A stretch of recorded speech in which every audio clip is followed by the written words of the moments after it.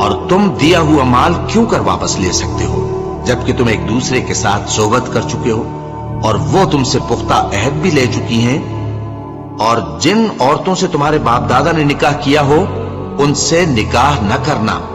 مگر جاہلیت میں جو ہو چکا سو ہو چکا۔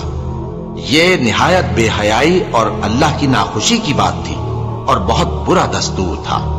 تم پر تمہاری مائیں اور بیٹیاں اور بہنیں اور پھوپھیاں اور خالائیں اور بھتیجیاں اور بھانجیاں اور وہ مائیں جنہوں نے تم کو دودھ پلایا ہو اور رضائی بہنیں اور ساسیں حرام کر دی گئی ہیں،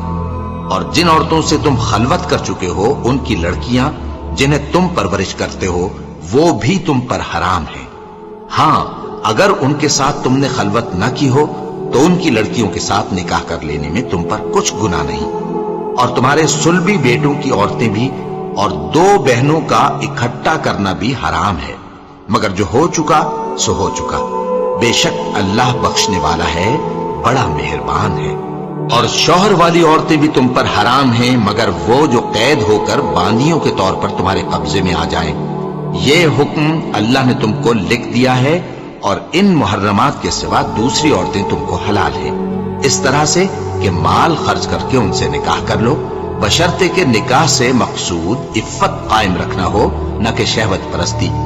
تو جن عورتوں سے تم لطف اندوز ہوئے ان کا مہر جو مقرر کیا ہو ادا کر دو،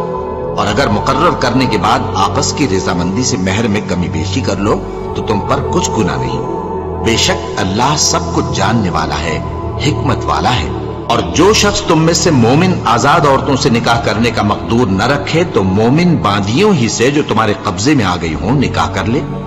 اور اللہ تمہارے ایمان کو اچھی طرح جانتا ہے۔ تم آپس میں ایک دوسرے کے ہم جنس ہو، پھر ان لونڈیوں کے ساتھ ان کے مالکوں سے اجازت حاصل کر کے نکاح کر لو، اور دستور کے مطابق ان کا مہر بھی ادا کر دو، بشرطے کہ وہ پاک دامن ہوں، نہ ایسی کہ کھلم کھلا بدکاری کریں اور نہ درپردہ دوستی کرنا چاہیں۔ پھر اگر وہ نکاح میں آ کر بدکاری کا ارتکاب کر بیٹھیں تو جو سزا آزاد عورتوں کے لیے ہے اس کی آدھی ان کو دی جائے۔ یہ باندھی کے ساتھ نکاح کرنے کی اجازت اس شخص کو ہے جسے گناہ کر بیٹھنے کا اندیشہ ہو، اور یہ بات کہ صبر کرو تمہارے لیے بہتر ہے، اور اللہ بخشنے والا ہے، مہربان ہے۔